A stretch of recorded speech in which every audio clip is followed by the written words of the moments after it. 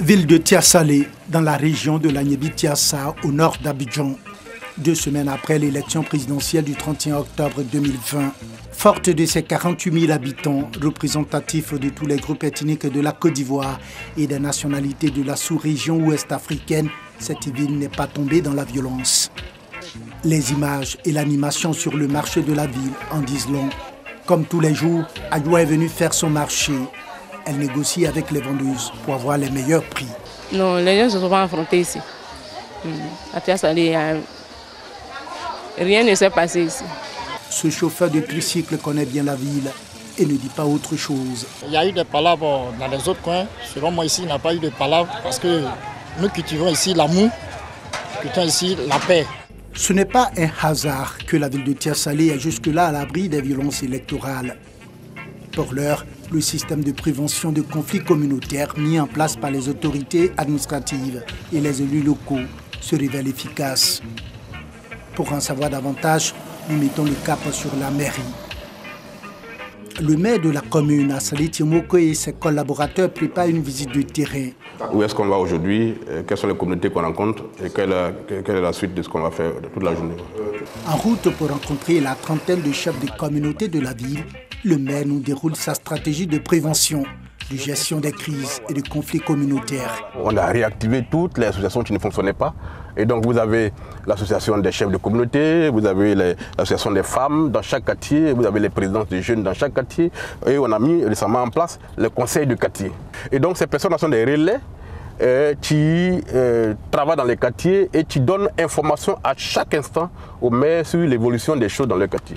Ce mécanisme a fait ses preuves et a permis de faire face aux rumeurs les plus folles. Une nuit, on nous a dit que des gens auraient déversé 82 personnes qu'on appelle les microbes dans la ville. Et c'était très sensible cette information-là. Et automatiquement, on a déployé le système, on a convoqué tous les chefs, on a convoqué la police.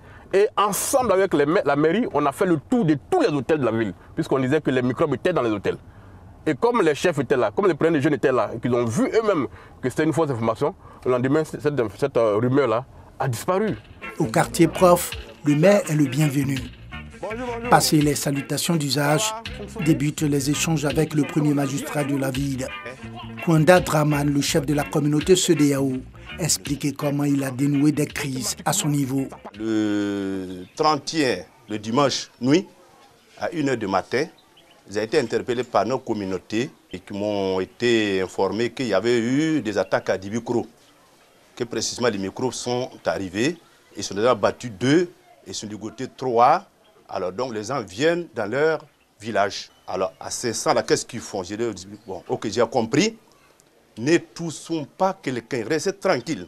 Parce que ce sont des rumeurs, ils ont des intérêts à vous mettre en conflit et puis se retirer. Les interventions des chefs de communauté montrent bien que le mécanisme d'anticipation des conflits a bien fonctionné, du moins pour le moment. Il y a surtout une nouvelle donne que le maire tient à porter à la connaissance des populations à travers ses chefs de communauté. Quand le président Bédié et le président Ouattara se rencontrent au Golf Hotel, et qu'au sortir de cette rencontre-là, les deux disent que c'était une prise de contact qui va être suivie d'autres rencontres plus pragmatiques dans le fond, ça veut dire qu'on est en train de dépasser le stade de la belligérance. Cela doit avoir une conséquence sur toute la Côte d'Ivoire. Message bien perçu par Assemian Georges, le coordonnateur des chefs de communauté de Tiassalé. Nous, chaque chef a dit à ses membres, n'écoutez pas les ondits là.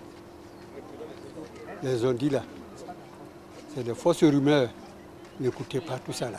Chacun des chefs de communauté est reparti, résolu à jouer sa partition pour garder Tiassalé à l'abri de la violence sous toutes ses formes.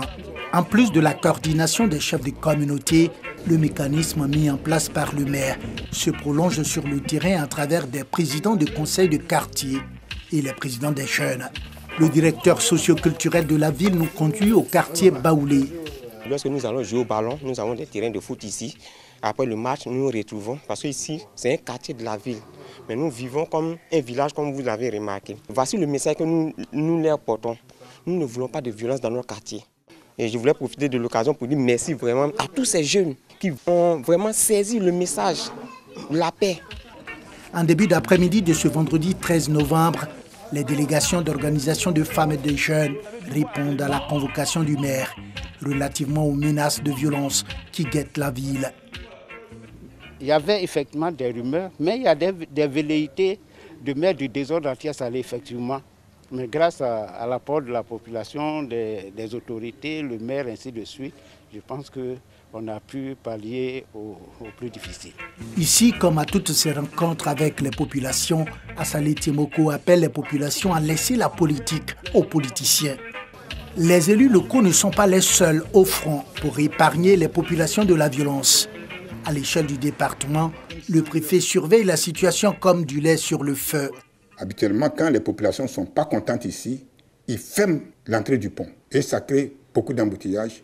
Quand vous quittez Gagnoa, Divo pour venir vers Tiasalé, arriver au pont, vous ne pouvez plus passer. Nous avons eu les informations, nous sommes allés vers les auteurs, nous avons trouvé la solution. Pour le préfet Kone Vakaba, sa stratégie de sensibilisation, d'anticipation et de pédagogie donne des résultats. Ce qui s'est passé à Sikinsi, n'ont pas voulu que ça se passe à Tiasalé. Nous avons réussi au niveau de Tiasalé par anticipation des conflits qui pouvaient survenir.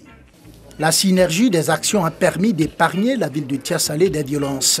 Reste maintenant à maintenir le cap en surveillant et en anticipant les facteurs de risque de violence ou de conflits communautaires que regorge la ville pour une paix durable dans la localité. C'est un comportement, on peut dire ça, nana, on peut